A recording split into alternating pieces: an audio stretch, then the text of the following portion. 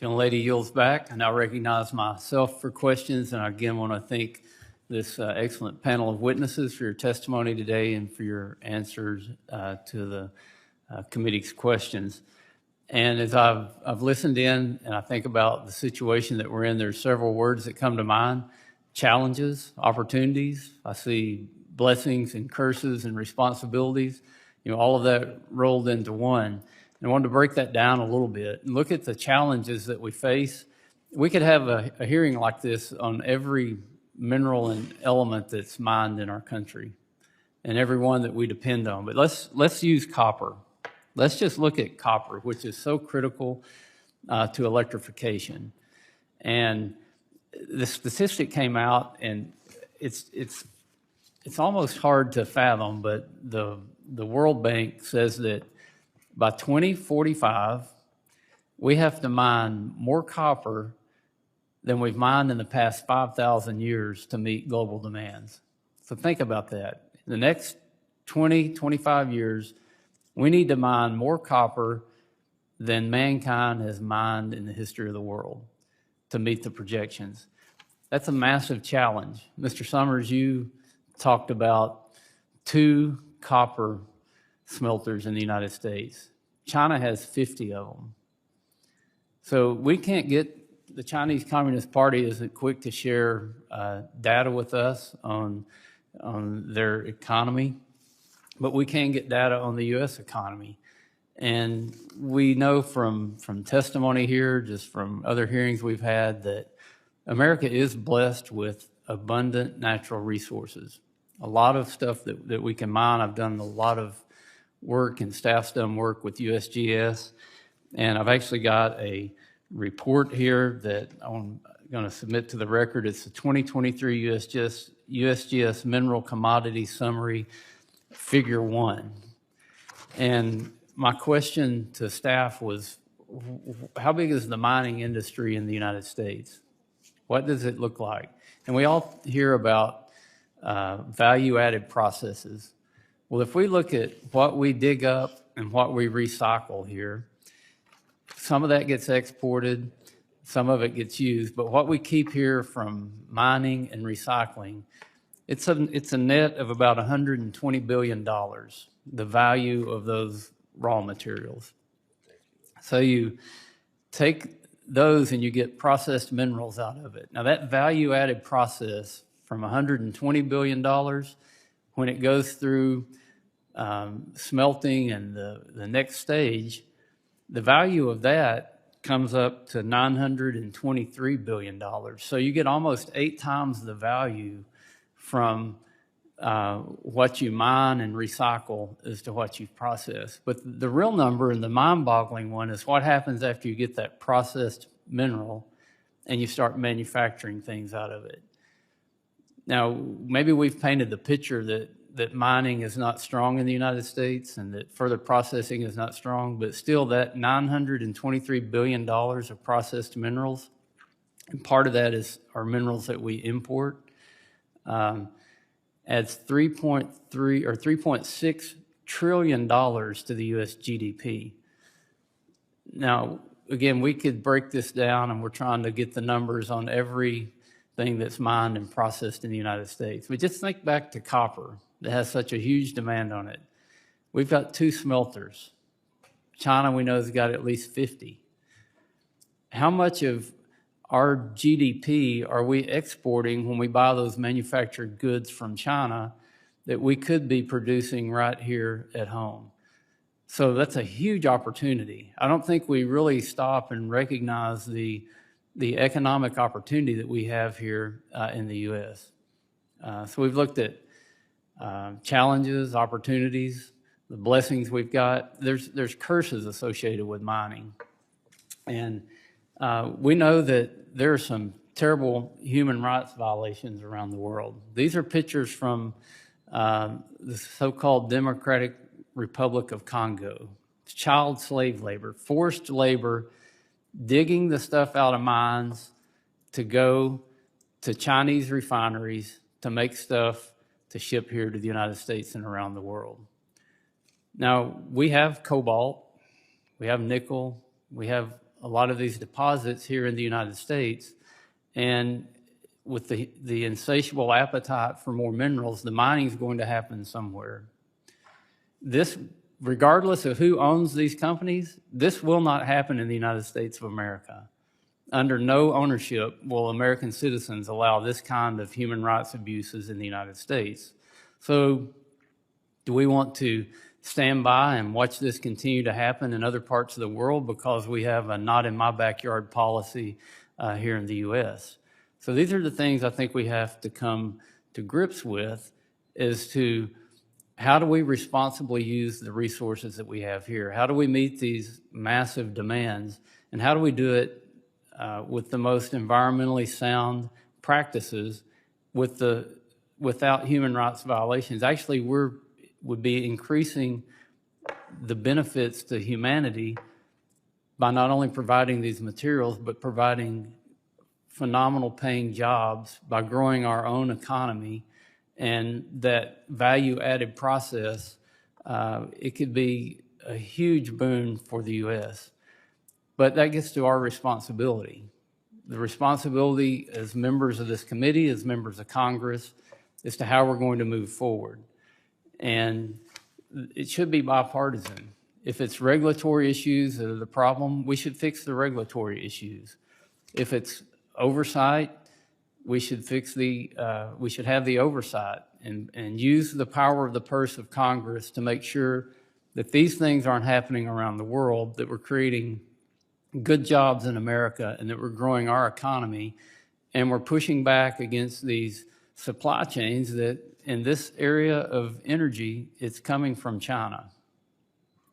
There's other countries as well, but the part that we should really be focusing on is doing away with China, so supplying these goods. So the question to the panel is, where should our focus be? We brought you in as experts to coach the committee, and we're getting ready to develop legislation. What should we put in that legislation to accomplish these goals? We'll start down on the... Thank you, Congressman. I think you have to start by agreeing to agree, because both sides should agree on this. We can't export our pain while we buy an iPhone, but we are against a cobalt mine in America. That is just exporting the pain to Democratic Republic of Congo. We need to stop companies that do these practices from being able to sell their metals into America, and we need to streamline these laws, right? We need to streamline the laws that you're already looking at, NEPA and everything else, so that we can do it responsibly and well, and do it together. And I have to say, not only is that happening, but think of carbon footprint. I mean, the right side is not really well represented, but this group is very worried about carbon footprint. That cobalt goes twice around the world to end up in your iPhone battery or your Tesla battery. Twice around the world, 50,000 miles. That is the average lithium-ion battery metal travel. If we were doing it in America, you could have 2,000 miles as the carbon footprint. So there are great arguments on both sides of this. We need to do it together. I would start with streamlining technology, raising awareness, not accepting metal from these types of places. Mr. Franklin. Thank you for the opportunity to answer that question. Just start with tribes, end with tribes. That's kind of a way we like to reference when there's regulatory actions that are taking place that impact us. So in other words, meaningful consultation up front, talking to tribes, avoiding these mistakes that are made. The one that just happened with Reno Sparks Indian Colony at Thatcher Pass. Meaningful consultation that takes into account strategies that we can implement to avoid sacred sites, avoid cultural resource areas, avoid poisoning the waters that are going into tribal faucets. I think that if we can put that into legislation and strengthen the existing ones and find places where it's not at, that we can adequately mine and not on the backs of Indian tribes, but like my brother here, with Indian tribes. And that's what I would ask you to consider as you move forward. Thank you. Mr. Adams. I agree with Chairman Franklin. We need to make sure that eco-colonization isn't taking place on our tribes. Where this year, where the Navajo, with drilling at Chaco Canyon, the tribe represented and did the analysis and said, we need to be at 5 miles from Chaco Canyon. And the federal government came in and said, nah, 10 works. That's the other side. I mean, eco-colonization has to stop. To answer your question on the smelters and what we need to change, if we're going to go from 2 smelters to more, if we're going to continue to participate and keep up with world growth, we need energy. If we don't have enough electricity sitting on our grid, it doesn't matter how many smelters we have. We have an issue where we need to focus on baseload power. Coal is not the issue. Emissions are the issue. You know, President Biden said last night that we are a resilient country that has always moved forward. We're innovative. Then let's find the answers. Let's invest in the science. Let's find the answers that's going to drop the emissions to a level where we want them to be, but continue to use coal at a base level, our 20 to 25%. No one is arguing saying coal should be 80%. We're saying we need to stay at a baseload level to keep incubators running in hospitals and keeping people warm and cold when they need to be, and to keep industry running. As we come into an EV economy where we need more power, this is the wrong time to be getting rid of coal. We need that baseload. No coal company in the world is going to come and say, hey, there are these other great green solutions that solve the problem, and we're going to argue against that. But that's not our reality. We need 50 years for the technology to be there. Rely on cheap, reliable coal to get us there. And before we go to Mr. Summers, I want to address that for just a moment. I'm the optimistic engineer. I've always said we shouldn't demonize the fuel source. We should work to achieve the objectives we want to achieve with the fuel. I've had numerous groups come to me in the past few months telling me about new carbon sequestering technology where you strip the carbon off, or somehow you take the carbon and you put it in a slurry, you inject the slurry into a deep well, and it turns back into rock.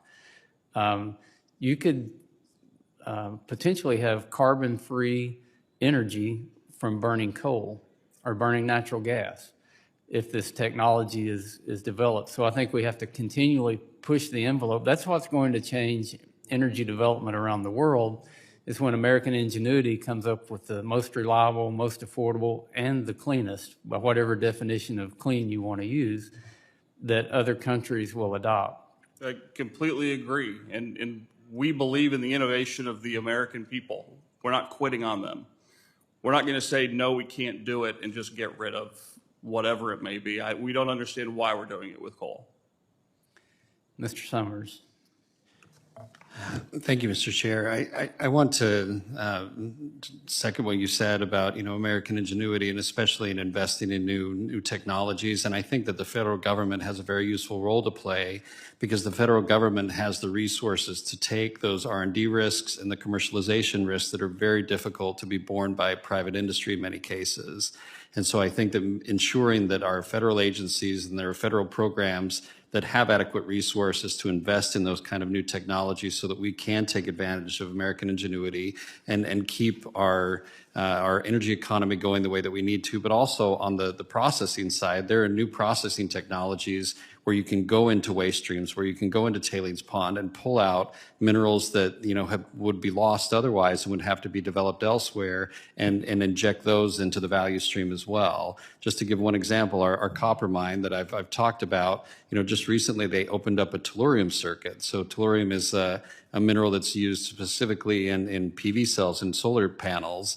And most of that was coming from China again, but there was a U.S. company that decided that they wanted to source this mineral from the U.S. They went to Rio Tinto Kennecott and said, can you pull this out of your waste stream? We'll pay for it. We'll pay the extra money that it's going to cost, so we don't have to buy it from China. It's pulled out of that waste stream. It's sent to Canada to be processed, and then it comes back here and it's put into solar cells. And frankly, those cells are more expensive than what you get from China. And so if there's going to be incentives for solar production, then make sure that those incentives are directed at North American or U.S. product streams as opposed to, again, being able to be pulled out of other countries. And I think, too, just in general, especially for these minerals that we need, the critical minerals, the minerals that we need for national defense systems, the federal government has to insist on domestic sourcing for those. Again, I mentioned you can't have an F-35 without beryllium. Part of the reason that we have beryllium is because the federal government decades ago decided that they wanted to invest in developing our beryllium resources here in the U.S., and now we're the major producer of beryllium. 80% of the market is controlled by the U.S., and that's because the federal government decided that they needed to make sure that beryllium that was needed, especially for airframes in this country, was coming from the U.S., that we controlled that supply,